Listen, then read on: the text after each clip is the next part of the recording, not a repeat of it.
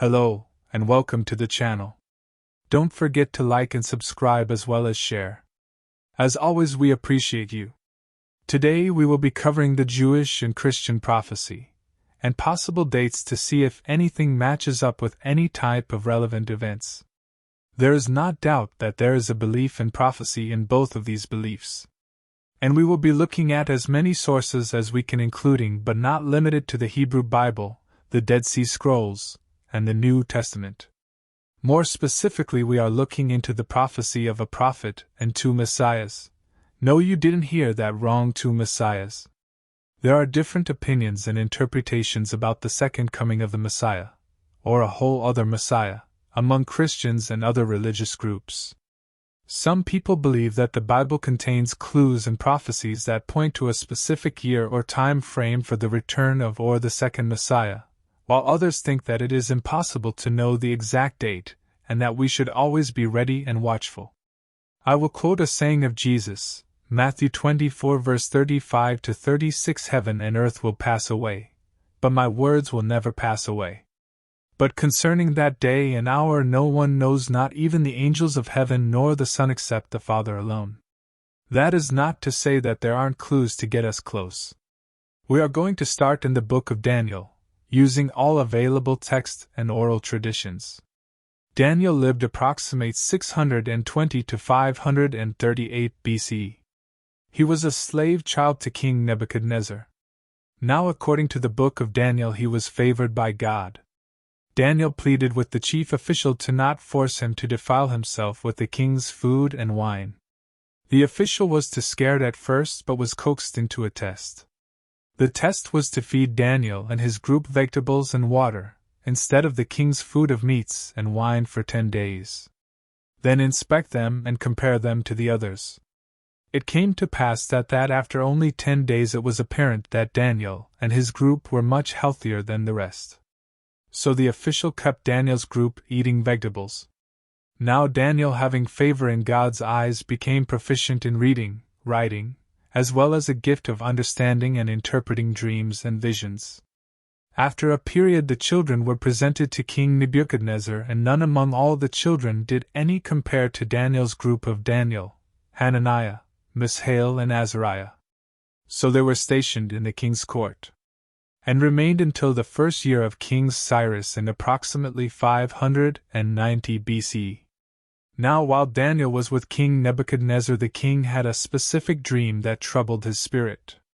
It was so troubling he could not sleep any longer. The king sent out for all the magicians, the enchanters, sorcerers, and the Chaldeans to come.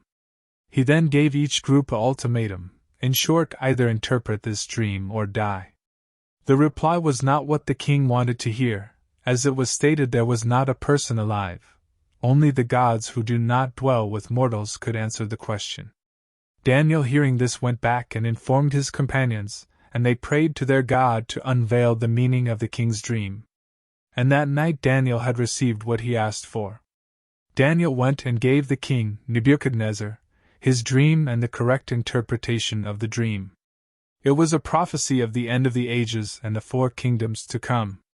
For the sake of time I won't go too deep into details. So the prophecy is known as the 72 weeks prophecy, found in Daniel 9 verses 24 to 27. The prophecy is divided into 3 segments where 1 week equals 7 years. 7 weeks soar, 49 years, 62 weeks, 434 years, and 1 week the last 7 years. The prophecy begins with the decree to rebuild the temple in Jerusalem. That task came true around 457 BC by command of King Artaxerxes. Daniel's prophecy was 490 years from the time the rebuilding of Jerusalem was decreed, which was approximately 457 BC, until the prophet and the first Messiah. 457 minus 490 equals 33 CE/AD. What significant event is written about during this time? How Jesus said this generation, usually interpreted as a 40-year period, would not pass away until these things happened. Well, about the year 70 CE, the Jewish revolt cued the end of an age, especially for the Jews. as the Romans massacred the Jews and making the Jewish apocalypse and prophesy a reality. Now the coming of the second Messiah is 40 jubilees after this destruction. However, 7 years prior to this, there will be many tribulations. So what does the math look like? Well, let's see. If we multiply the 40 times the jubilee, which is 49 years, then we add in the date of 70 CE, the Jewish apocalypse. We come to the year 2030, then subtract the 7 years of tribulations and we get 2023. Well, now this seems a bit interesting. I said when Biden was elected we would have a major event before the end of his term, as it lines up with the same prophetic writings. One of the sources that you might find helpful is a video called Messiah 2030, a prophetic messianic timeline, which claims to have found dozens of biblical prophecies that not only point to the exact year of the Messiah's first coming, 30 CE, but also to the year of his return, 2030 CE. The video explains how these prophecies are based on various patterns, symbols, numbers, and events in the Bible, such as the creation, the Sabbath, the Jubilee, the Exodus, the Temple, the fig tree, and many others.